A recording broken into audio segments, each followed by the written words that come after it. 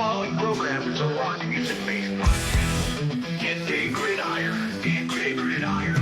Now you've heard the best and worst of them, but now you're about to hear the first of them. The first to ever do it down under. We're here to steal your thunder. Like the world's end down in Thunderdome. Welcome to our second home. All you need to know is Gday. This is Gday Gridiron. This is Gday Gridiron. This is Gday Gridiron. This is Gday Gridiron. This is Gday Gridiron. This is Gday Gridiron. This is Gday Gridiron. G'day Aussie Gridiron fans and welcome to the G'day Gridiron podcast brought to you by the Aussie Gridiron Network. It's schedule release week. What a time to be alive. The off-season schedule release week where the NFL tries to take over yet another whole week of content in the sports world just to monetize something and just drip feed us NFL content and let all of us numpties talk about something on a podcast constantly. Brad and Nick are back with me again this week. Isaac's off at work again, so hopefully we get him back next week. Knowing our luck, we'll probably lose one of these two boys. So, how are we going, boys? How are you, Nick? How are you going today? Yeah, good. Glad that it's now the weekend, but even better now with coming around to the schedule release because it's, unlike any other sport, just big news. You go break down all of the games and everything. So, yeah, it's always a good week. Yeah. Brad, we get to talk schedule release. Are you excited? Oh, there's no words for how excited I am. Well, there are, but we want to keep this a PG-rated broadcast. I got to tell you, harder than a rock in a coal mine, Brad. Yes, exactly. I'm a little bit pissed off just because as I was getting ready for this show, I'm just bringing up my tabs and everything. And I'm friggin' you know how they say algorithms, you get ads based on your algorithms or whatever? Yeah. I'm getting the best walking shoes for elderly with poor balance. Sounds about right. That is my ads that keep coming up on my feed. It's tracking exactly right for you, Brad. Man, now if you wanted to say for the mentally challenged, impotent guy, then okay, that's right up my alley. But well, you do have Cowboys jerseys behind you today. Hey, easy. So it ticks off both of those boxes. So I'm trying to class up my background a little bit so you can see. It made it worse. The Cowboys gear. No, Nick, this is the best. All right, eventually you'll come on board. Not all of our teams can have the easiest schedule in the NFL. Wait, anyway, Nick's classing up his attire. If you haven't noticed, Brad, he has the G'day Gridiron koala shirt on. I love it. You can pick up at our merch store. If you go to linktree/Aussie Gridiron Network, you'll find that design plus a whole bunch of other Aussie NFL designs in terms of G'day Gridiron stuff, Aussie NFL fantasy designs, amazing stuff. So Nick's trying to class up his own image over there, Brad, okay? I'm a walking advertisement over here, Brad. I'm not coming across to no Cowboy stuff. I think I'd rather slip myself and land myself in the North Sea with the shark-infested waters than go across the Cowboys. Oh, there's no chance that that's happening. That really hurts. No way. Brad, I could not bring myself to that. Nick, Brad wasn't saying you need to put Cowboys stuff up. Well, I wouldn't. That was what he was implying. You could he's implying. Replace those family pictures behind you with some 49ers players.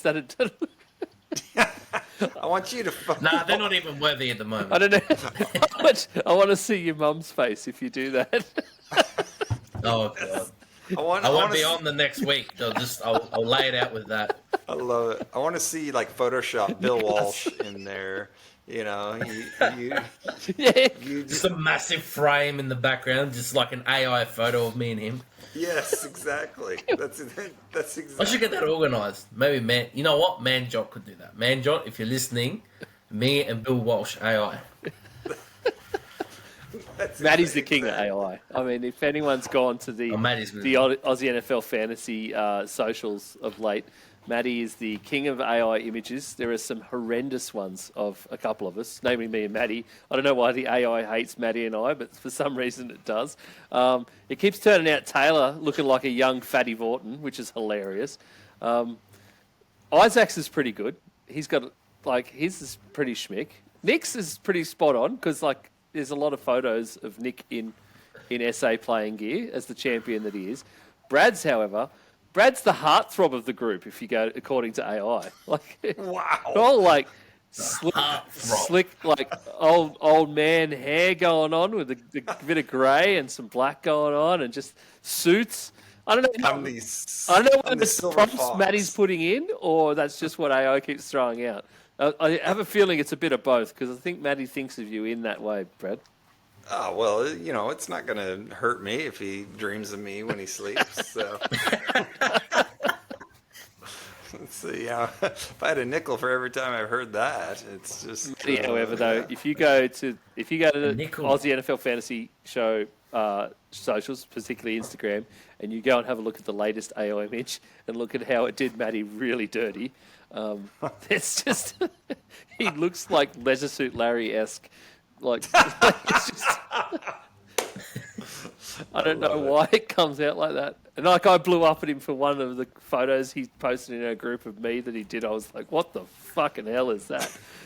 And he goes, "No, you haven't seen mine yet." Oh, nice. Sure, nice. For context, I don't know if you can see that, but that's the Matty one. No, that one's okay. That's one of the Matty. That one's okay. That one's all right. Fine. Yeah, There's another one. Because the picture he's well. used there is from his Astro days, where that was he was. Look at the size of the hook on that one. Yes. Nice. It's the latest one though, Nick. The one with him and Taylor. That's the hilarious one. Where he's in the I don't know, the sports coat, the purple sports coat suit, or the one what is it? What's the thing that's I'm trying to find it. A cravat? Is that what it's Oh, called? yeah. Yeah, the cravat. Like a little handkerchief. Kind of, yeah. It's hilarious anyway. AI just does you dirty for some of these things, but Matty is the king of AI at the moment. That one. Here it is. And I probably could have just shared these, to be honest. yeah, I give him props. I was gonna do it. I was like, nah. You know what? It's easier to get on the phone. Easy to share it that way. It's easy for you. they, If you're watching or you're listening out there, it's easy for you to get on the phone too. So look up the socials, Linktree/Aussie Gridiron Network. There's another plug. That's 2 so far this session. We're 7 minutes in. Look at me go. Well done to you. I'll give us the third one. A bit of foreskinning for a few weeks' time. We're going to be doing some interviews and calling a game for Hunter Gridiron versus ACT Gridiron in Newcastle on the 1st of June. It's looking like at the moment, Matty and I are going to be doing some interviews with some players and coaches, people from both leagues. And Manjot is very likely, going to be calling the game on Bar TV along with one of the Hunter players. So he'll be doing that. Manjot, the voice of Australian Gridiron, of course. The Bar TV guys are absolutely loving Matty and Manjot, and they are stoked to work with us again. So I'm buying some gear.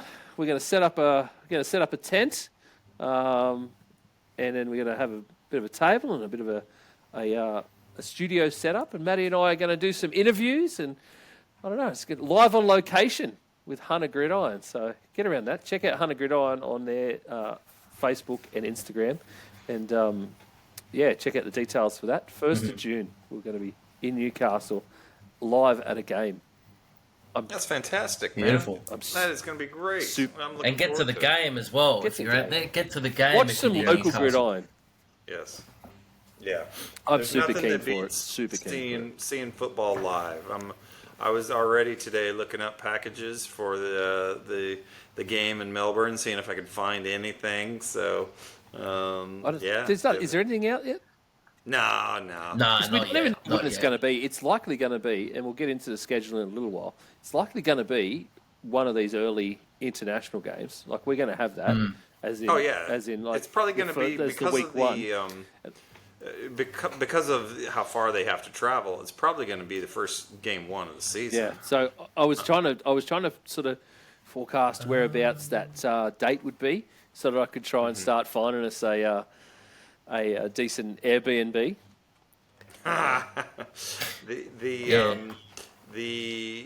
It's gonna be epic. I'm just stoked because the Rams do play the Cowboys at home, quote unquote. So there is a decent chance it could be the Cowboys. So all bets are off if it's the Cowboys. I really deeply want to find us like an 8-bedroom Airbnb, and we can set up a studio in a lounge room, like in a big lounge room. Oh, God. And then we can just be podcasting around the event as well. Everyone live What could possibly go in the wrong? one place. Yeah. Most likely with alcohol. What could possibly go wrong? You're just gonna see a nude man jaw walking behind every time we live stream. This is where Manjot Wants a Wife becomes like a full reality too. Yes. Exactly. Yeah. So it is. I don't know. See how we go. I'm sure we could find a very nice Indian girl to appease his mother as well. So. Yeah. All my daughter's friends are Indians. Oh, and they're what are we doing? So. It's like kismet. Love it. Well, All right. Do you boys want to talk some news? Yeah, do it. Well, we got a few news items, so why not? And I'm Ron Burgundy. Sorry. Thanks, Brad. All right. Trey Hendrickson. Have you heard that Trey Hendrickson still doesn't have a contract with the Cincinnati Bengals? Dispute has been going on for quite some time between the two parties, and it hasn't really come to any kind of resolution yet. There has been talk that Trey Hendrickson had wanted to get a deal done prior to the mini camps starting because he wanted to be at those. He felt that it's important for him to attend those every season, I guess in just the way he creates his season as a whole. But no communication has taken place between either camp at this point. So even post-draft. And the offers up until the draft apparently didn't reflect the vision that Trey Hendrickson or his team had sort of shared on where they want, or what they wanted to, or where they wanted to be, or where they wanted to land. So there's been some interesting stuff going on this week, boys. Yeah, it's crazy. And what did he say? He said it's now become personal, but he feels like the relationship could be mended still. So it's amazing what an extra $20 million will do to mend relationships. But at the end of the day, the dude's worth it. I think I'm based on pure numbers. He is worth it. So He absolutely is. Here's a thread on X from Bengals beat reporter Charlie Goldsmith. Trey Hendrickson turned up to practice, not to practice. He was in full golf attire, just come from golf apparently, and he fronted up basically to have a word to the media about the entire situation. I think he's just trying to rattle some cages at this point. So, and Charlie Goldsmith, cheers Charlie, basically live tweeted the entire thing, tweet after tweet. So this is from Hendrickson. A little transpired between me and Zach. We've tried to keep it as little personal as possible. At some point, it becomes personal. He said if he was told if he'd be fine if he didn't show up for mandatory camp, which obviously hasn't started yet. So yes, it's becoming like he feels it's becoming personal. Other things have transpired. The importance of me being here in OTAs doesn't seem to be respected. That's a very interesting one there. I love this part of it, though. We gave it all for loose defense. We fell short. Trey Hendrickson was the one shining light on that Bengals defense last season. He's the sack king currently, holds the crown from last season on a defense that was, by all metrics, the worst in nearly a decade. And, yeah, he's still there. Yeah. So, they've done right by their own perspective. My perspective is different, so it's clearly they're giving him a number. He doesn't like it. And he was of the understanding that between the two of last season, if he continued to play at the level he had, an extension would happen, and the team has been pushing for a shorter deal pretty hard. From what Hendrickson's been saying, he wants a longer deal just so that they're not doing the same thing season after season after season. He wants more guarantees, basically. And that, as he says here, it's a sign of mutual respect. Lets him be able to stop negotiating every off-season. So obviously that's where the personal stuff comes in. And there was one other very interesting thing before I let you boys go on it. Circumstances change post-draft. This isn't benefiting the team. If I sat here with 4 sacks, they'd want a little money back. They have the ability to say that I've done right. They've done right by me. I'm not going to apologise for the rates of the defensive ends being paid. So that's the big thing. So he believes that they're lowballing him essentially, and that he's saying why should it matter what everybody else is being paid, and that's their own. Or technically, it's their own fault for holding out so long, Nick. Oh, I was just going to say, I have to recheck the rules, but I know before T. Higgins signed his deal, technically he was on the franchise tag. So obviously that gets shaken off because he's now got that contract. So I was just trying to rule out if there's a possibility that the Bengals would come along and tag him like they were doing with T. Higgins to sort of, got under his skin and then got a deal done. So gave him what he wanted in the end.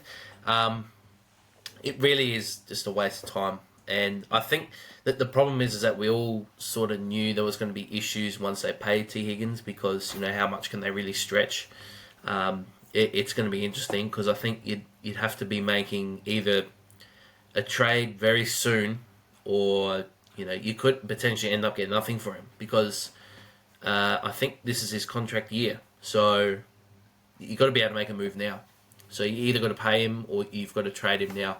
And, there's probably some teams that are going to throw out, first or seconds or whatever. So you might as well get something for him instead of nothing. Because if he has another big year, then you're going to be going, oh, man, I wish we could be paying him high 30s, maybe even low 40s. What Ian's got on the screen there. So, if he has another good year, I think they'd be kicking themselves and they're not offering him more than Daniel Hunter's money. So it becomes quite a predicament for them now. So, but either way, they have to make it. The worst thing they can do is literally sit on their hands and just wait to the end of the year, though. Yeah, it's crazy what the Bengals are doing, and apparently there was a report out this week from Diana Rossini, who is a great NFL writer. If you get a chance to follow her, she writes for The Athletic, the New York Times. Disagree. But you don't like her? She seems to have this fascination still with Aaron Rodgers coming to the Vikings. Won't let it go. Oh. Will not let it go. Fair enough. Will not let it go. But she knows her stuff, generally speaking, and she was saying that the issue is more that the Bengals kind of want to trade him because they know they can't really meet his demands. The salary is not the issue. It's what the Bengals want in return for Hendrickson. Because teams are willing to pay the salary, and the Bengals are willing to ship him. It's just what's the compensation for him. And apparently the Bengals, being the Bengals, want a good compensation for him. And this is where they've screwed up, I think, this season. So they tagged T. Higgins and then got a deal done with him, which means that as you said, Nick, I'm pretty sure they can't reuse that tag. Or I think they have 2 tags. I'm not sure. I can't remember. There is 2 tags available, but I think one has got conditions on it. Anyway, if they would have tagged Hendrickson, they would have only been paying him $22.6 million for this year. So it would have been roughly about $1 million more than what he is currently on. And if you look at that graphic there, Hendrickson is on $21 million a year. As I said, he's the sack king. 17.5 sacks last season. Myles Garrett got 14, and he's on $40 million. Danielle Hunter got 12. He's on 35.6. And this is Hendrickson's, I think this is his point to the Bengals, is it's not his fault that these other guys, Crosby, Bosa, Hines Allen, it's not his fault that they're all getting paid that money and not producing. He is producing for very little money, and he's done it right. He's done the team right up until this point. And all he's saying is that, and to be clear, he's not saying in anything, anywhere, that he wants to be paid the same amount as Myles Garrett, for instance. He's saying to the team he wants a long-term deal. That's it. That long-term deal could be for $35 million. It could be $32 million. You don't know that. Like, Hendrickson could be willing to take that for a 3 or a 4 year deal. But that's what he wants. And they, I don't know, they seem to not want to become to that party, or somebody's not doing business right down there. Instead, we're just going to go pay the offense rather than the one guy that carried your entire defense last year.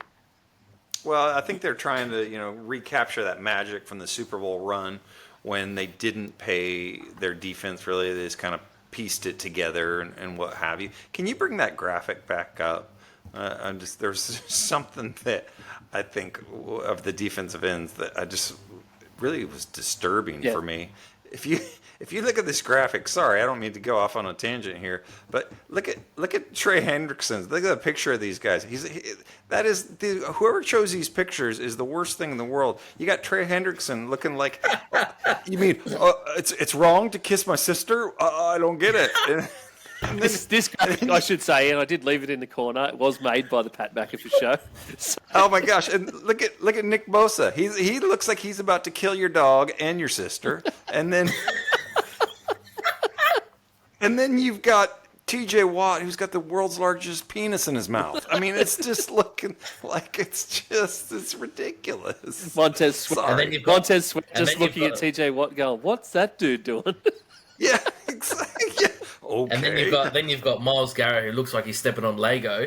Yeah, yes, exactly. Oh, man. And Max Crosby is just going, "You idiots! I think I am above you." I really wonder what they could get for like sort of trade packages, because I'd imagine like for Hendrickson, he's in that sort of tier of player where, I wouldn't put him on the same level as maybe Myles Garrett. I know he had a better season than him last year, but with that sort of range of like Max Crosby and all those guys. So for a player like that, what would you sort of give up? Like if you're a good team, a contending team, so let's say, I don't know, let's play the game of, I don't know, maybe even if you're Kansas City, what would you give up to try and get another pass rusher like that? Well, it should be mentioned too, Hendrickson also had 17 sacks last season. So he has been performing like season on season on season over his career. So what do you give up for a guy who is so consistent, who is currently like in the middle, smack bang in the middle of his prime? I would. He's going to be seconds, probably.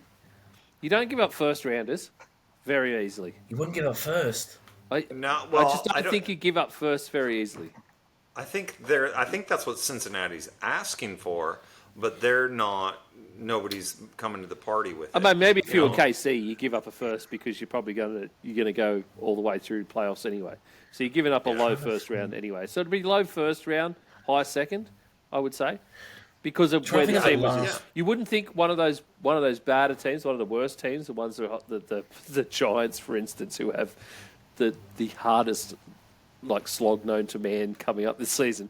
They're not going to give up a first because it's going to be a high first round pick. You're not going to do that. The ones at the back end who are in the playoffs, so playoff teams, would probably give up a first because it's a low first round pick. So that's why I sort of low first, high second, maybe. I would probably go that because you would expect that if you bring him in, you give him the long-term deal that he wants, he is going to push and he's going to want to prove, he's going to want to prove the Bengals wrong. And could you imagine, he ends up in the same division or even in the same conference? Yeah. I mean, if you're the Bengals, okay, I know it's completely different positions, but I kind of liken it to DK Metcalf in terms of just at their position, how good they're perceived. Maybe Hendrickson's a little bit better than Metcalf compared to his peers, but Seattle was asking for a first and a third for Metcalf. They ended up getting a second for him. So I think it's similar with Hendrickson. They're probably holding out for a first and something else. and there'd be idiots to not settle for that, because otherwise they're running the danger of him walking and just and then getting nothing. But wouldn't that be just like a Cincy thing to happen, just because?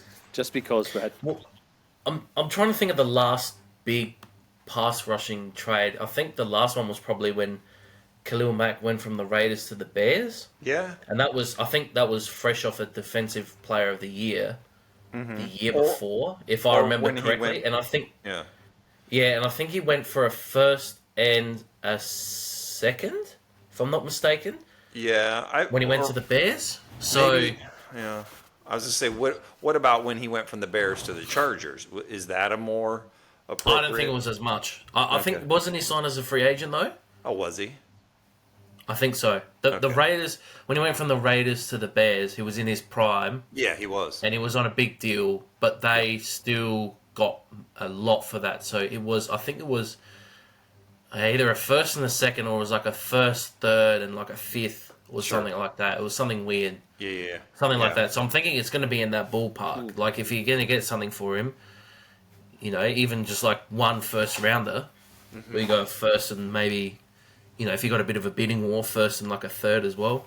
Yeah. Yeah. Well, but how many more years can you reasonably expect out of him? He's 30 years old. So, what's he got, another 2-3 years at a high level?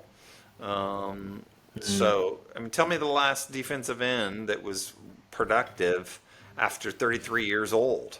So, there's not many. I don't blame Cincy for not wanting to do a long deal, but I don't blame Hendrickson either for demanding it. I mean, they're both got to just kind of stand their ground. It's just the problem is the narrative is Cincy is just a bunch of tightwads who don't know what they're doing. So I commend Hendrickson for kind of seizing the narrative and making the most of it. So good on him for trying to steal the spotlight and get his message out. Yeah, absolutely. Good on him. I think good on him.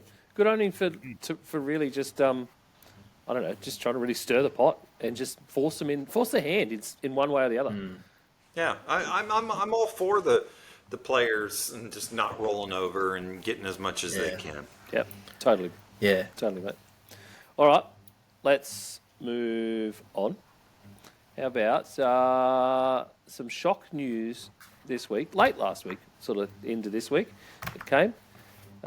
Derek Carr is retiring after many seasons in the league. This text thread is hilarious, by the way, because should have drafted Sanders Button. So Derek Carr announced he was retiring. He tore his right labrum in late March, or had pain in his shoulder, and scans determined that he tore his right labrum and had significant degenerative changes to his rotor cuff, which is pretty serious, especially for a quarterback. So Derek Carr is retiring. The Saints and Derek Carr came to a mutual agreement, basically, that he won't hold them on the hook for the $30 million they owed him, basically, and the $10 million he got in his guarantee that came about a few weeks ago, he'll get to keep. So he won't. The $30 million he was guaranteed for next season, he's basically let the Saints off for, and he's going to keep that $10 million. And so Derek Carr retires for now, Brad. Yeah, for now, absolutely. And I just wonder, what are the Saints going to do from this? Are they really going to roll with Tyler Sheo? Are they really going to go with Spencer Rattler? There's one name in particular that's still out there that you wonder, would he make the move? The guy that lives in Malibu and likes to have his darkness retreats. Would he make the move to New Orleans? Ryan Tannehill? What? Yeah. No, not Ryan Tannehill. Ryan Tannehill. Aaron Rodgers. So I wonder, what's out there for New Orleans, or is it going to be like what we talked about last week, where they're just going to suck it up and hope they get Manning? I would do that personally if I'm the GM over trying to get Aaron Rodgers in there. That's just me. I found the pronunciation too this week, Brad. It's Tyler Shuck. Get out. Yeah, that's what I said. That's how it says. So That's what I said like 2 weeks ago. Yeah, You Shuck. did say Oh, it. it's- I thought it was Shio. no, so it's Tyler Shuck. Okay. Yeah. So, yeah, Brad. Look, I agree with you. I think the Saints were all over this because it basically helps them set up the 2026 Arch Manning dream. And as we spoke about last week, I think that the entire staff there, coaching, GM, everybody basically just gets a pass on this season. Yeah. So Kellen Moore doesn't get highly scrutinised if they happen to tank. If it just happens to happen, which we all know it looks like it's probably going to. I haven't looked yet, but I'm guessing they would be at the shortest of short odds for the number one overall pick next year already. So, yeah, if it just happens to be that way, I'm sure that they were happy to move on from Derek Carr at this point. And, there has been some talk, some suggestions out there that maybe this was a way for Derek Carr to separate himself from the Saints, maybe take some time out to get healthy, and who knows, we might see Derek Carr somewhere next season on a team that might be a bit more desperate.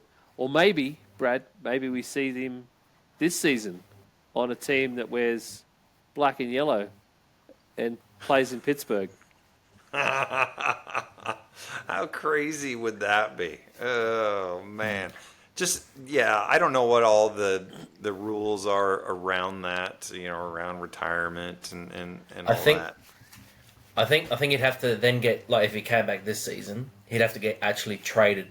Because I remember when Gronk went for a year, then came back and said, I want to play with Brady. I want to go to Tampa. And they traded him for like a 6th rounder or something. Yep. So I think because technically in that time you still would have been contracted. So it's a bit weird how that works. Yeah, I think he's technically still contracted for this season. Yeah, so like if he came out and gets dealt, like if he comes out and said, I want to come back, and then Pittsburgh come and pick him up, because technically he would have still been contracted this year, it'd be like either they buy him out or, they just trade him for, I don't know, whatever. Technically, according to Spotrac, there was a potential out for this season. He would have been also contracted for next season. There you go. So another year. And then 27 onward were basically his 4 years. But in saying that, when you've got injuries like he's had, and they said from quite some time ago that they were he was in trouble to play this year, so it must be really bad. So I don't know, unless his left hand is better than, I don't know, Mason Rudolph's preferred arm, then sure, go do it. Yeah, then sure, no worries. I like This that. is all right. How about an actual signing? Let's go with a signing instead. King Henry, Derrick Henry, signs a 2-year extension, 2-year, $30 million extension with the Baltimore Ravens. The Ravens want to make sure that Henry retires a Raven, and this is what looks like it's going to make that happen.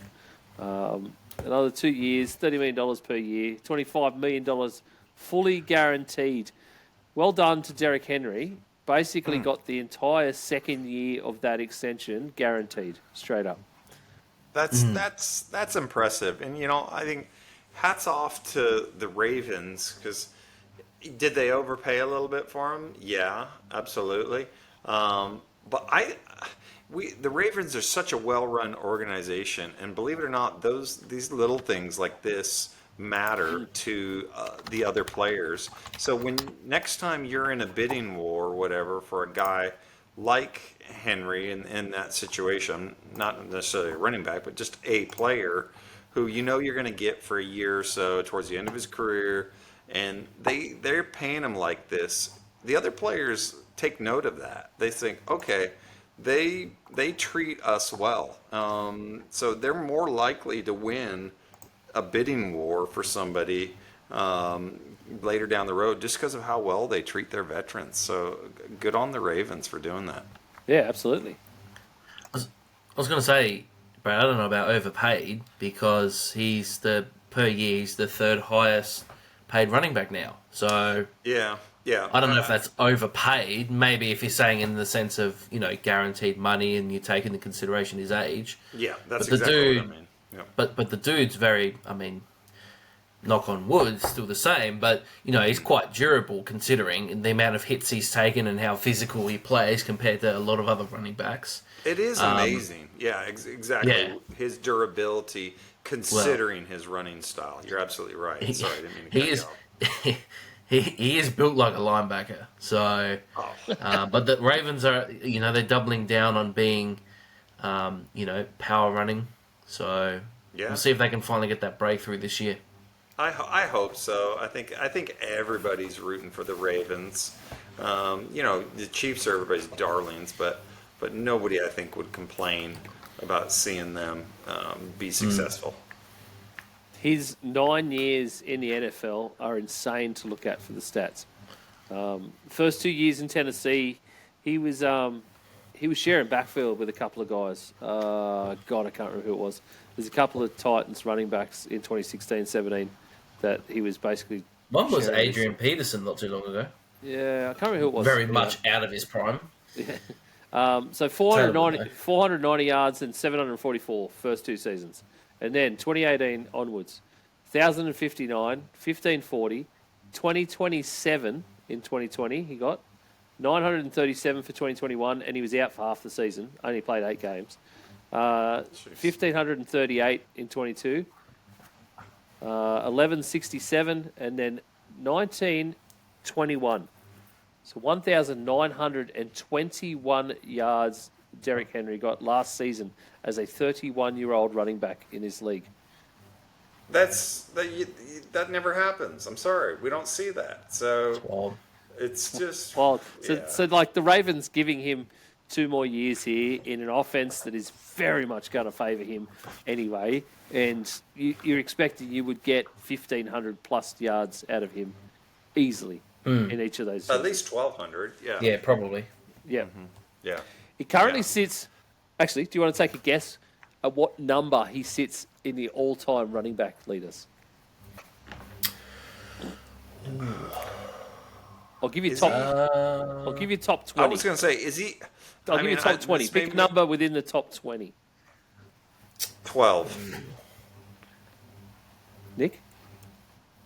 Let's go 9. He is currently sitting at number 19. Okay. So he's still that far down. Number 19 in all-time rushing leaders. But he is only 15 yards off Steve Jackson's total. And then he is literally only 500 yards off hitting the top 15. And I think it's another... Okay. Basically, 10th is Tony Dorsett, and he's got 12,739, and Henry's at 11,423. So less there's a than lot of 1,000. them all bunched up. Yeah, there is. Yeah, Yeah. They're not So far if he away. gets less than 1,500 okay. yards for in the season, he would still get into the top 10 this season. That's impressive. Okay. So just hypothetically, Emmett Smith is at the top of this tree, 18,355 yards. Oh, you don't need to remind me. I know that.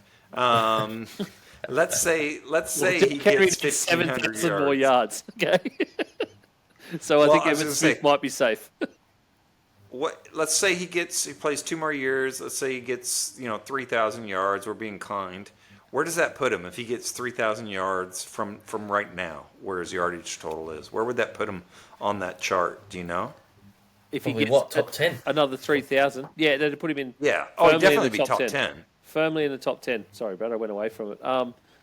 Yeah, That's all right. he would be in there. I'd have to bring it back up. Hang on, just go back to good old Pro Because Football it's Reference. just So another they're all 3,000 yards would put him Yeah. at 14,400 ish. So that would put him at number 6. behind Adrian Okay. Peterson, just. Okay. It would not surprise me if he stays healthy, if his goal is to get into the top 5. I mean, he's not going to catch Emmitt Smith, but I would not surprise me if he's got like, just the internal goal of, no, I want to be a top 5 all-time running back. Would you say right now, as if this season, if Derrick Henry retired now, would he be Hall of Fame? Absolutely. Yeah. First ballot. You would say first ballot? Even without being in that top 15 all-time rushes? I think so, just because. Or do you think that maybe he might need like one more good season to put him into that top 10 to sort of have that credential to say, I should be there? Just because in obviously some people's eyes, yeah. Steven Yeah. Jackson's been trying to get into the Hall of Fame. His name's come up a couple of times the last couple of years. And he's just ahead of Derrick Henry now. Well, let's play the game, because the next closest, the most recent running back that would probably be due, that was great in recent years, was probably Adrian Peterson. So is he a first ballot Hall of Famer? Peterson, Adrian absolutely. Peterson. I think so. Yeah. Yeah. Yeah. And that's with his MVP. So, Yeah. because I think the MVP is what's going to pull him over the line. So there's Derrick Henry now. I know it's very hard nowadays. It's even more so a quarterback award.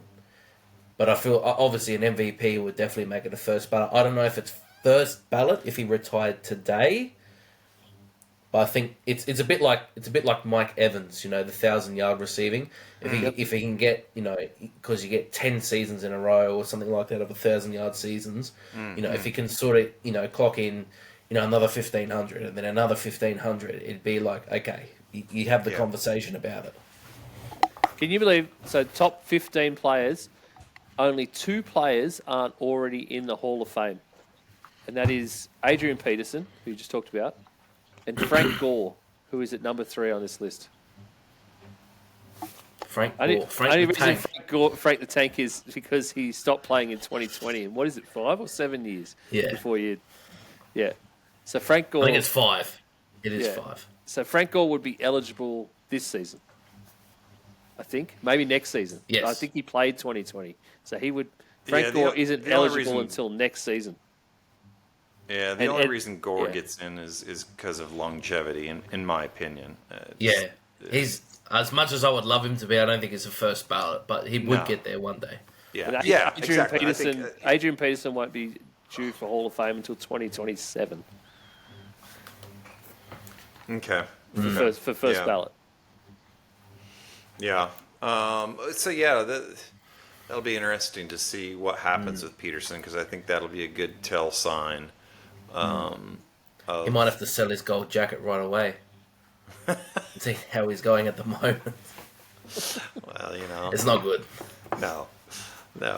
Unfortunately, with so many of these guys, the retirement is just not good. And they try and give them every advantage possible with money counseling and all that stuff, but they make some stupid choices, those guys. It's so frustrating. Well, the older guys too, though, because they didn't get paid anywhere near what stars get paid Yeah. now. So Yeah, the you're stars right. can get paid now, and they can keep spending money in dumb ways. Their children, their grandchildren are going to be able to spend money in dumb ways, and they'll never run out of Yeah. money. Yeah. Whereas these older guys were getting like $100K to destroy their bodies, and they get out of the league and they've got basically a house and a couple of cars, like not much else to show for it. Yeah, so Yeah, no, you're right. You're right. It's sad. it is sad. And it's much better off the way it is now. But yeah, it's just the amount of waste that some of these guys have. Yeah. It's unreal. All right. Flag football is going to be in the Olympics in 2028 in Los Angeles. And the NFL has heard the calls to involve its stars in the upcoming Olympics debut of flag football. The NFL owners will discuss a resolution at next week's Spring League meeting that would allow NFL players to participate in flag football during the 2028 Summer Olympics. The resolution would permit no more than one player from each team to participate in that team. plus each team's designated international player, clearing the way for NFL participation on clubs outside of the United States. What do we think, Brad, about allowing NFL players to play in this flag football tournament for the Summer Olympics? Well, it depends on your perspective. If you want to win gold, it's great. It's fantastic. Yeah, do it. Go ahead. If you want to grow the game, no way. It would be so bad for the game. It really would be. And when I say the game, I'm just talking about just worldwide football. And I'll tell you why. You know, it used to be the Olympics were amateur orientated. Like, I'm old enough to remember when, if you were a professional, you could not participate in the Olympics from America. What changed that was when the U.S. lost to Russia in the Olympics, and then also in basketball, and then they changed the rules. The U.S. team, U.S. Olympic Committee did, and they allowed professional athletes. So, but the difference was, in basketball, the whole world was playing basketball, whereas football, the America is the only country that predominantly has like a legitimate professional organization. Germany is probably the second best, and they're good, but come on, they don't even hold 5% of the talent that the U.S. has. So, from a standpoint of if you let these guys play, great, yeah, it'll be fun for America to watch it, but it'll be such a farce. You'll see scores; they'll be outscoring teams by 100 points if they just use traditional scoring. It would be so lopsided. I went and saw the very first Dream Team basketball game, the very first one they played in Portland, Oregon, Tournament of Americas, and they ended up beating, I think it was Panama by like 80 points. They could have beat them by 180 and stuff, and it really wasn't even a good game. And if they do this for football, oh my goodness, it's just, and that's not a good, it's not going to be a good experience. So that's my 2 cents. I don't think it's good for the game on the whole if you're trying to grow it globally.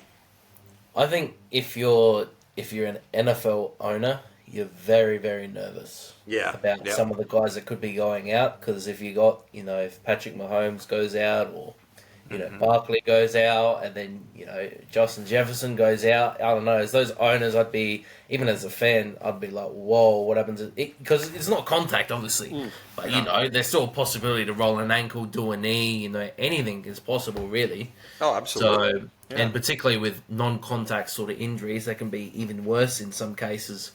Yeah. So I don't know. It'd make me, if I had a star player, like if we, obviously not now because he's probably breaking down a bit more, but if we had Christian McCaffrey go out 2 years ago to one of these things, considering how injury prone he had been in the past and now still is, I'd be nervous of, whoa, what? I'm not a big fan of it. I mean, considering he's playing for America and he'd probably show up and ball out, but more so, if he rolls an ankle sideways, a knee or anything, you got to think, in the Summer Olympics, it's obviously played in that June, July sort of time slot. So, if you have a major injury, you're done for the whole season, for the NFL season. Yeah, no, absolutely. Well, what was it? It was a while ago now, but, the NFL during the Pro Bowl stuff, they used to do that beach football. And it was running back for the Ravens, I think, wasn't it? Was it Dobbins? Or I can't remember, one of them, but he was an all-pro, running back. He blew out his knee. And completely destroyed his career. And then they changed. They got rid of beach football.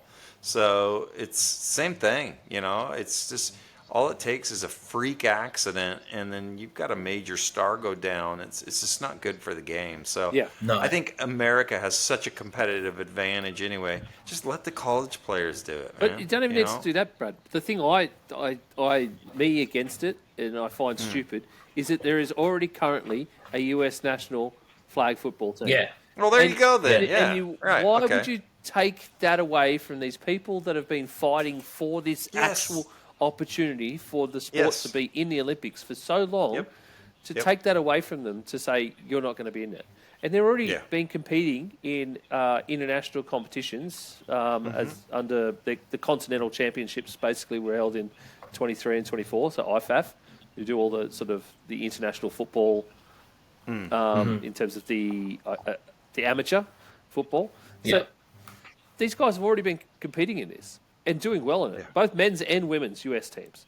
So why would you take that away from them? It seems Absolutely. ridiculous.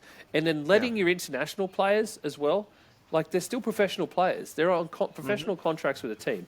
Letting them just go and play with their countries. Their countries can't be that hard up for flag players. We've already got a situation in Australia which, Aussie football basically they've sort of created a situation where they've chosen, just because they've been given a whole massive dump of money from the government for a flag football team and to get flag off the ground, they've gone and chosen an NRL player on the team without him actually having gone through camp. So they've disregarded all these really good players that are already currently playing in competitions and did turn up to camp, and they pick him over the top of them. So, and that's going to happen more for the Australian team as we come up.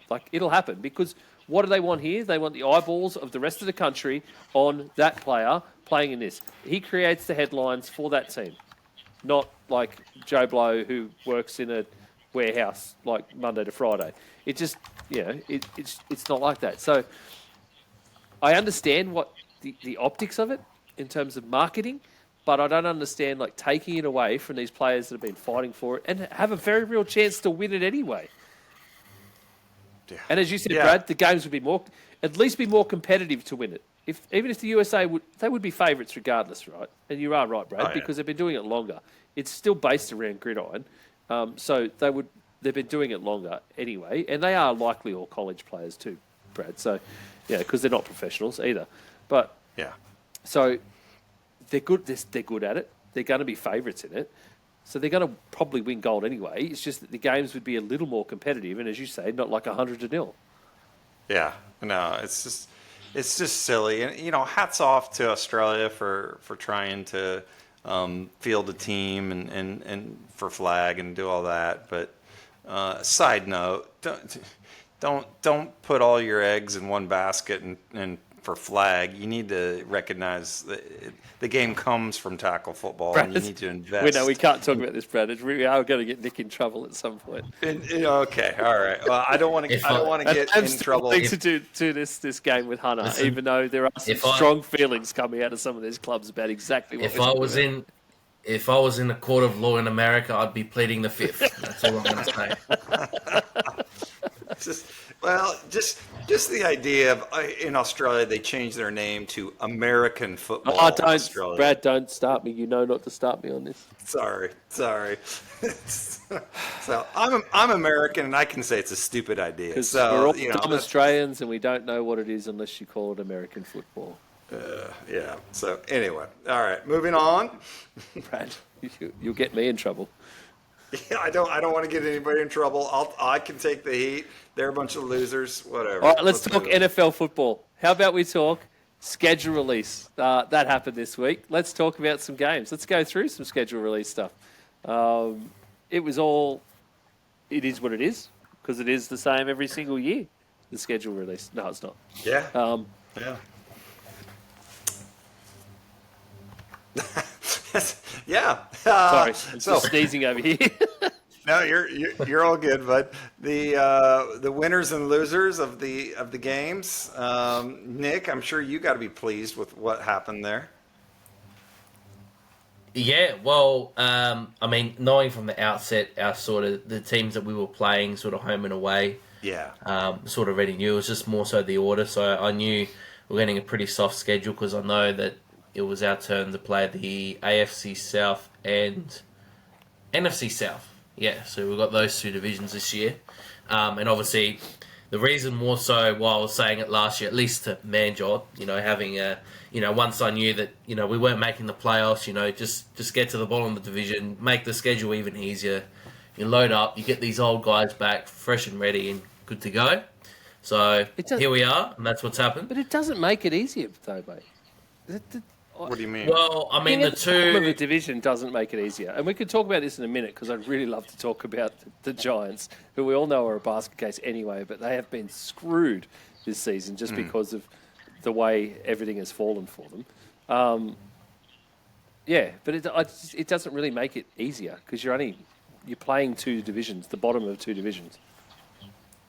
Well, put it this way: it means that our two random games are at the Giants and at the Browns, as opposed to at Baltimore and at Philadelphia. Yeah.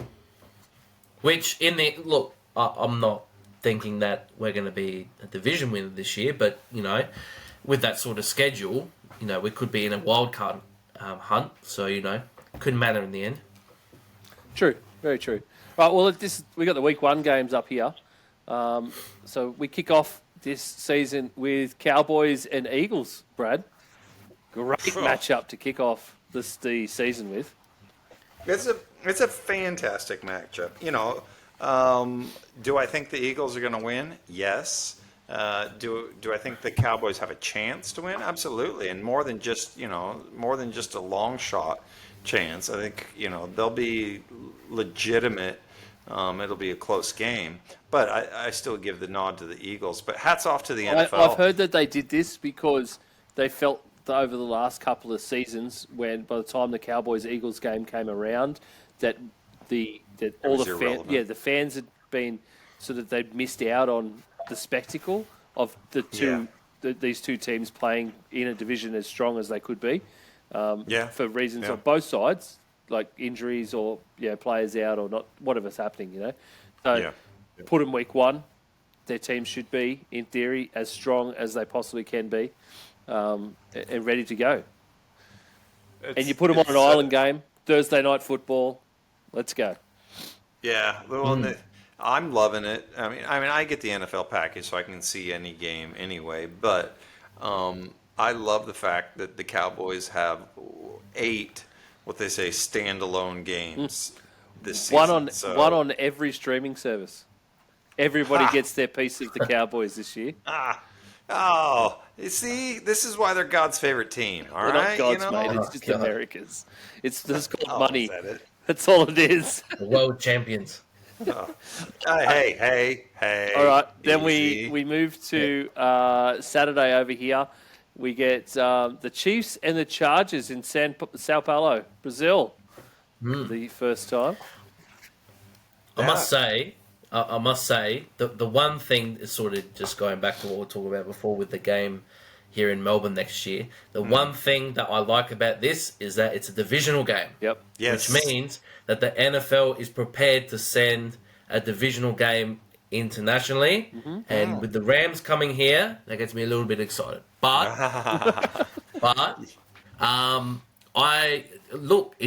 that'll be an interesting game because the Chargers will come back. Another season under Harbaugh is usually his best. That's when Michigan took the next step. That's when we went back to a Super Bowl in that year when he was with us. So they'll be firing, and then the Chiefs coming off a Super Bowl loss. They maybe that's a tough first game because they don't have that advantage of having a definite home crowd advantage away from home in LA. It's a neutral field now. I do love that there are a lot more. There's a few other division games in here. There's a few other ones that you might not expect. There's going to be some games that could be interesting depending on where players end up. Steelers-Jets, for instance. Week 1, that's Justin Fields against his old team in week 1. And if Aaron Rodgers ends up on the Steelers, that's Aaron Rodgers against his old team in week 1. How cool! I love this, and we haven't even talked about the Bills versus Ravens. No, because we don't need to, because the rest of them are so good.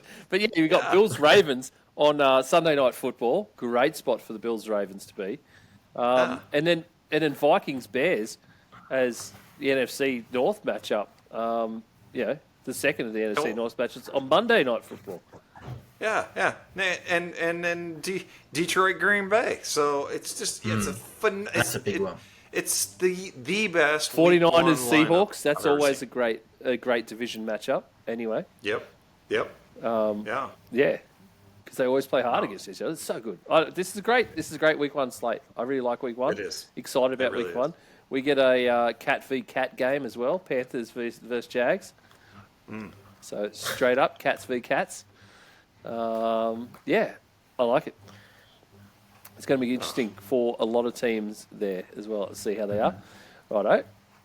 International games. We talked about the Sao Paulo, Brazil one, Chargers and KC over there in the first week. We get the Vikings, first team ever to play back-to-back games in two different countries. Sunday, September 28th in Dublin for the first time against the Steelers. And then the following week in London at Tottenham Hotspur Stadium against the Browns. Are those considered home games They for the Vikings? are Both of them? away games for the Vikings, which is interesting. stellar. Yeah, They right. are away games for the Vikings. So it means that the Vikings don't lose any of their home games. It was really weird to watch Vikings fans in the comments of this announcement. They're going, what are we doing 2 games overseas for? And then they had to be pointed out that they're all away games, so they don't lose any of their home games in Minnesota.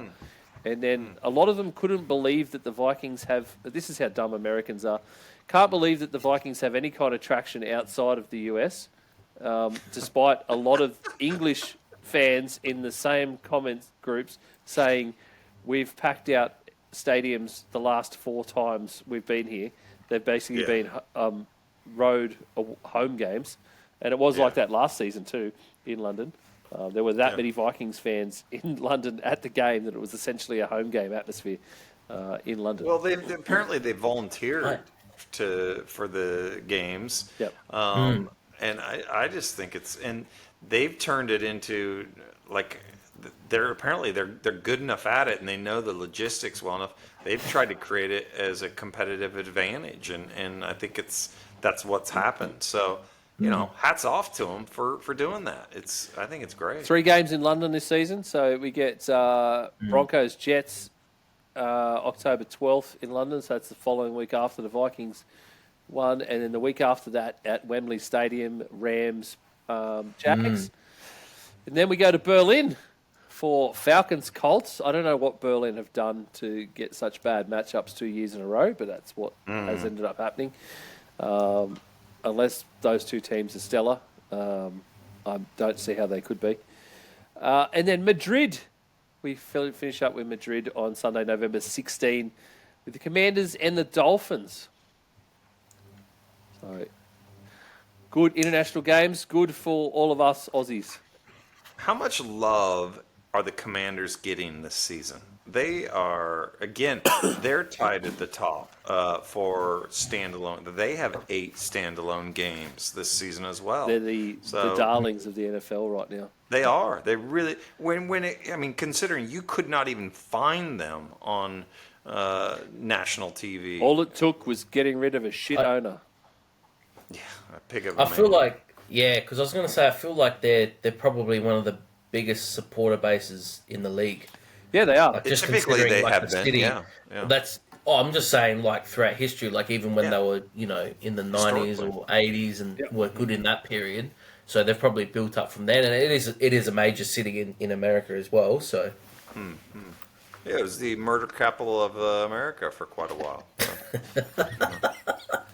Just the nation's capital. Strength of schedule. 5 hardest, 5 easiest here. Giants have the hardest schedule based on strength of schedule, and that's just for opposition. We'll talk about it in a second. I'll bring up their actual schedule, which is just a murder's row on murder's row of a schedule. Browns, Lions, Eagles, Vikings, NFC North, NFC East is basically a shit fight in terms of schedule this year. As you ribbed for old mate Nick here 49ers have the easiest schedule in the league, followed by the Patriots, Saints, who are going to be number 1 overall. I don't know how you're going to tank when you've got one of the easiest schedules in the league, but we're going to find out. Falcons and the Bills. You know what? It might be the Bills' year. I hope so. I really do, and I love this schedule for the Bills, and I'm partial to the Falcons too, just because they've got so many fun, exciting players. But yeah, it'll be interesting to see how the schedule plays out. Are you legitimately happy, Nick, with the 49ers schedule? Yeah, bloody oath. I mean, you take it when it's easy when it comes, mate. Yeah, We've had hard schedules in the past. Last year's was pretty pretty hard. I mean, Well, I think they had the hardest schedule last year, didn't they? Yeah. Yeah. Yeah, I think so. Well, it was at least one of the hardest, obviously, because of winning the division and winning the NFC. So that contributes to a lot of it, and the divisions that we had played as well. So it all adds up. But you get the other thing is that when you sort of have that year off and everything goes bad, then you can sort of good way to rebound. Yeah. Look at this Giants schedule. Not only is it the hardest based on just the teams they are playing, so that's what strength of schedule was, just on their teams. This is the actual schedule that came out.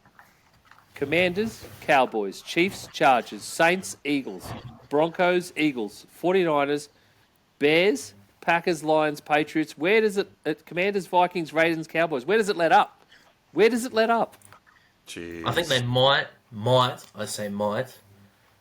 get a win against the Raiders. That's about it. Nick, Actually, no, probably the Saints. Probably the Saints. looking at that schedule, knowing what we know about the Giants and who they've drafted and what their team makeup is like, and possibly Brian Daboll's last season, do you just start Jackson Dart? Oh, do you start Jackson Dart? Like usually you would usually would go, let's have the backup play 4 games and let him ease himself into an NFL schedule. Maybe they can play the soft portion and whatever. There's no soft portion. Do you just throw him in? Do you just go, we're just going to start him? I wouldn't. It's going to be bad either because way. Dart, So what? Just go. Because I think Jackson Dart. Look, again, I've had the eyebrows raised about why it was taken that high up. To be honest, but he for me, I don't know what the Giants see. Obviously, a bit different if he works out, but I don't think he's a guy you can just throw into the deep end. I think Dable really has to put some time and effort into him to really set him up. If they throw him in the deep end, the Commanders coming off their good season last year. At the Cowboys is always a tough one for them. They always get smashed. Then they go into the Chiefs. Then they go into the Chargers, who will be better. And they might get something out of the Saints. And then look at those next. How many games? I feel for Giants fans here because they're just going to see shit after shit after shit here. But seriously, look at these games, right? What is a game that you could say they could be favourites in this game? Looking from the outset, could be favourites. I can maybe point to 2 games. The Saints and maybe the Raiders. If not, even a 40% chance of being favourites is maybe just the Saints game. Saints, maybe Bears, depending on if the Bears have got it together. But with a new coaching staff, not in Chicago. Good coaching staff, they should do. They've weirdly always played well against the Vikings, and this is in New York, so maybe. Maybe. But it really, by that time in the season, by the time bad. week 16 rolls around, it could be anything. But this has vibes for me last year, because I remember when we were talking about it last year of the Raiders schedule, because we thought, okay, they had Antonio Pierce, let's see if they carry that momentum, and it's like, but where are they going to win the games? And I feel like this is where the Giants are this year. It's right. You look at it, it's like, whoa, that's nuts. So yeah, crazy. I had to bring that up because it was just insane. It's an insane schedule, and I just don't know how someone's done something very wrong to them in there. All right, thanks. Brad, go. I was just saying, conspiracy theory. Arch Manning needs to be in New York, according to the NFL. Not after they've just drafted. They just drafted someone in the first round. Surely they can't be taking Arch Who Manning. knows? Thanksgiving schedule. We got Packers, Lions, Chiefs, Cowboys, Brad, in the middle of Thanksgiving. and then the Bengals and the Ravens to finish it up. And then we've got Chicago and Philadelphia on Black Friday. Unreal, unfriggin' believable. Best Thanksgiving lineup ever. And hats off to the NFL, I think, for giving the Cowboys just an amazing opponent. Apparently, the word is that because the Cowboys always pull the biggest ratings, it's the biggest regular season game of the season. It doesn't matter who they play. It's usually the highest rated. Now you're against the Chiefs. So, yeah, exactly. Doubling down. So apparently their goal is to make this the highest regular season rated game ever. So, and it would not surprise me if the Cowboys are well, no, I shouldn't say if the Cowboys are decent. It doesn't matter if they're decent or not. But I think it's gonna be. I think they'll knock it out of the park. And here's my bold prediction. Ooh, early. Early Predictions. Here we go. Yep. Taylor Swift is your halftime entertainment. So Oh, God. that's my bold prediction That's there. not what Right in the middle of Missouri, Yes. when it's getting nice and cold. Yeah, well, no, it's Dallas. So, but It's in Dallas. Yeah, it's always Dallas. It is in Dallas. Okay, yeah, okay, yeah. no, it should be fine then. So if it's super cold, they'll just close it. But you remember last year they had Beyonce for the thing, and she put on a better halftime show than the Super Bowl. So I think the only way you could top that is with Tay-Tay. So Can you imagine Jerry Jones trying to pitch that? And just... Oh, I guarantee he already has. Yeah. How happy are you, Brad? That's going to be 6:30, 7:30 a.m. for you up there, maybe? 7:30. Yes, it'll be 7:30 a.m. It should be for you in Queensland. No, it'll be later than that. It'll be 4:30. Oh no, 4:30 Eastern. Yeah, you were. Well, it's Central Standard. Oh no, that's Eastern. Yeah, So you're right. sorry, 6:30 a.m. Brad. That'll be that game. Oof, there you go. What a great day. Yeah, that's 6:30. I'll be sitting in front of the TV with my turkey leg, just letting the tryptophan kick in, and I'll have like a porta potty sitting right next to me, so I can just take a crap as I'm watching the game. Don't even have to leave. So, Nervous shits over Patrick Mahomes. I don't think you're going to. Yes. Isn't it Thursday over there? Thanksgiving's on a Thursday. the Thanksgiving's always Yeah, on it's a Thursday, Friday. so Yeah, it'll it's be a Friday. You for go, us. Yeah. a day off from the kids, Brad, just so you can shit in a bucket and watch TV. So I can watch Tay-Tay, absolutely. Oh, that's exactly, not the Cowboys. Because you could be in Yeah, a very yeah, different yeah. mood about those jerseys behind you by the time we get to Thanksgiving. Hey. Well, yeah, you might be right. All right, Christmas. Cowboys again versus the Commanders. Yeah, go figure. Again, I think it's just a great lineup. It's fantastic. Lions, Vikings. I'm excited about that. Boxing Day, 6:30 a.m. Watching the Vikings play the Lions on Netflix. And then Broncos, Chiefs to round out Christmas Day slate. Triple header on Christmas. It's a pretty good lineup. Well, it was double last year, so they've gone for the triple this year like they do with Thanksgiving. Yep. So that's pretty good. They've gone. Well, because it's on a Thursday It's this Thursday, year, yeah. so yeah, it makes Yeah. it Technically, more, the last game is Thursday night football. Technically. Okay. Technically. Okay. Thursday Yep. night. Yeah. So this is Thursday. Yeah. So this is technically Thursday football. Yes. As well. So Yeah. technically, Yeah, thank you for Broncos, just repeating what Ian Chiefs said. is Thursday night football. Yes, that's what I just said, Nick. Yeah. I'll tell you So that's what you're good down saying here. is Makes it a long technically it's weekend. Thursday night football. Makes it a long weekend here. That's pretty good.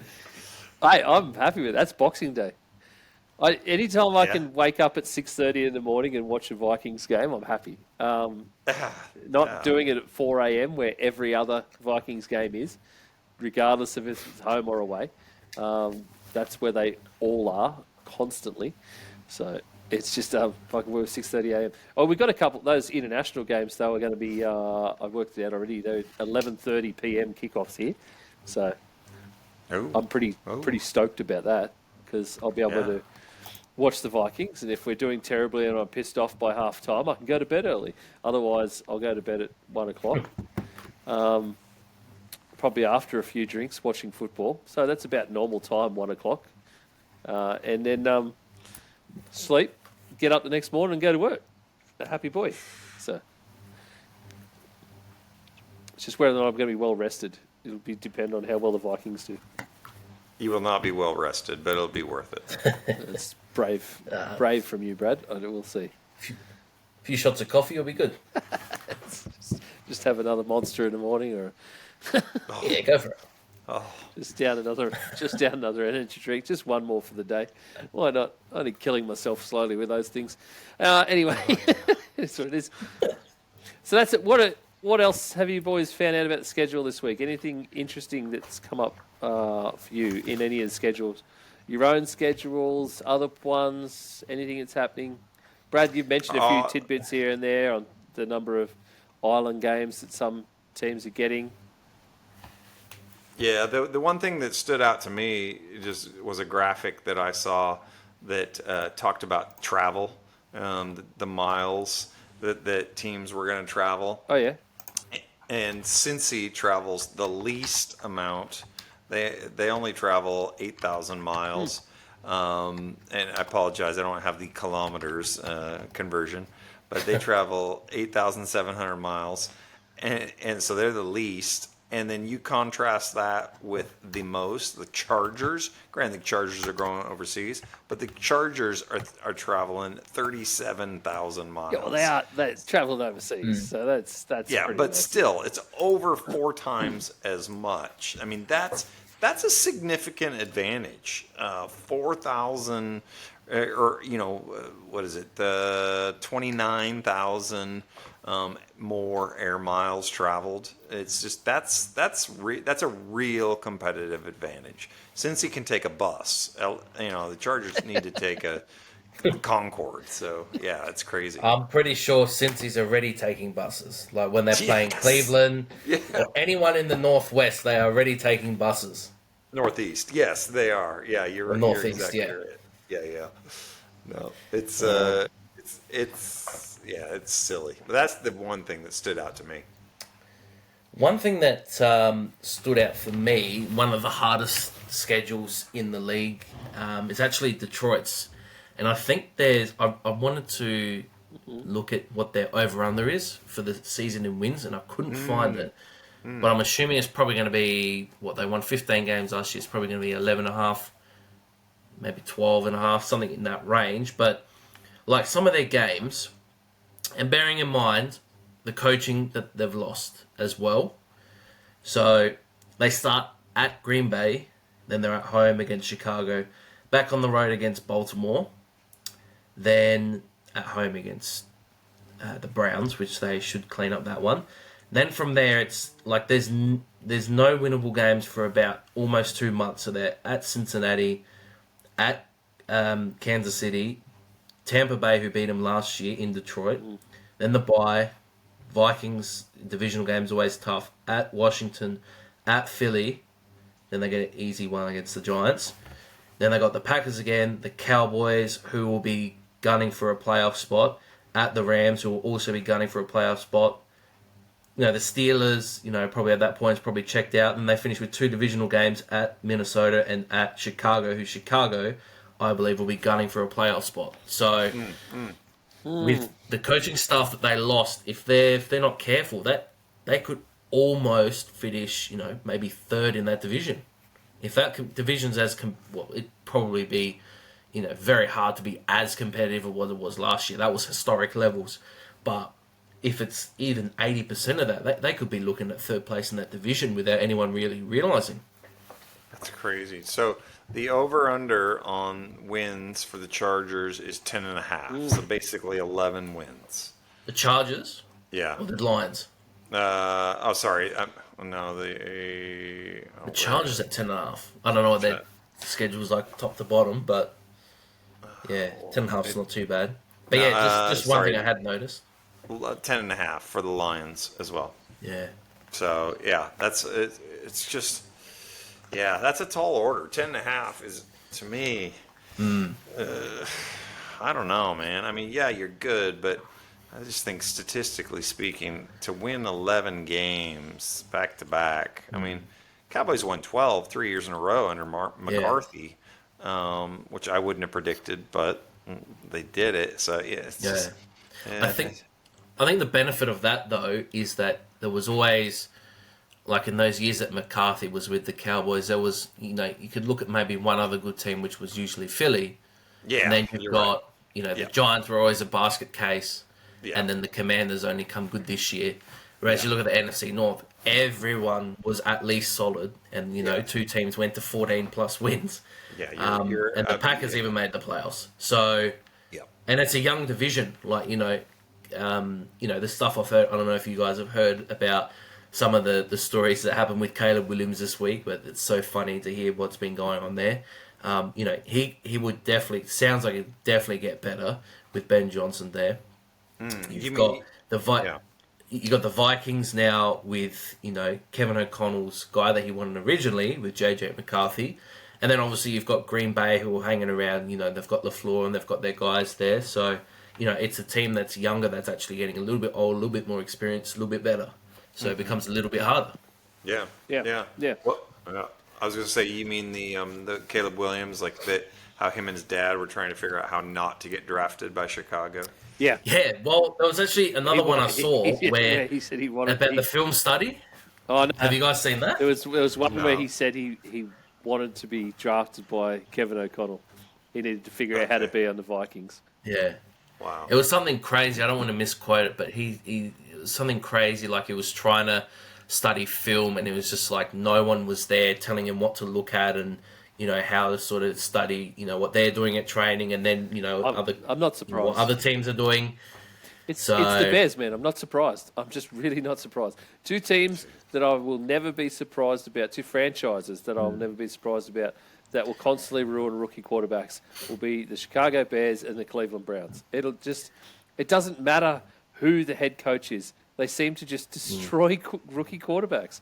Both of them. It's insane how a franchise gets stuck in this weird space in time, just despite whoever is leading that team. Yeah, and it makes you think. Like if he, that first month was pretty shaky, but after that it was pretty steady. So it makes you think about, what was happening after that. Yeah. And it was pretty solid then, So now they've got Ben Johnson there. See what he can do. See what he can do.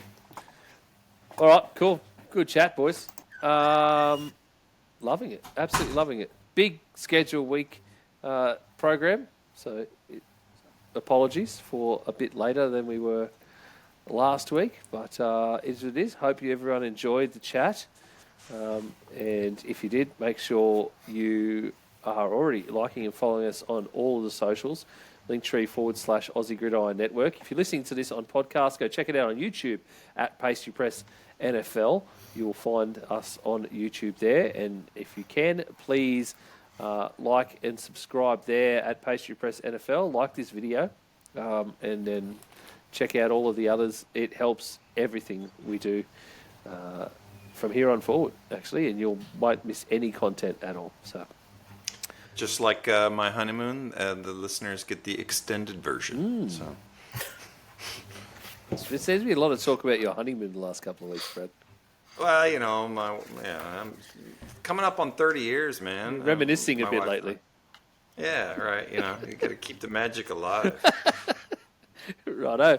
And we'll keep the magic alive till next week, Brad, where we will see you same time, same place on all good podcast platforms and YouTube. So, on behalf of all of us, thank you very much for listening, watching, and hope you enjoyed it. We'll see you later.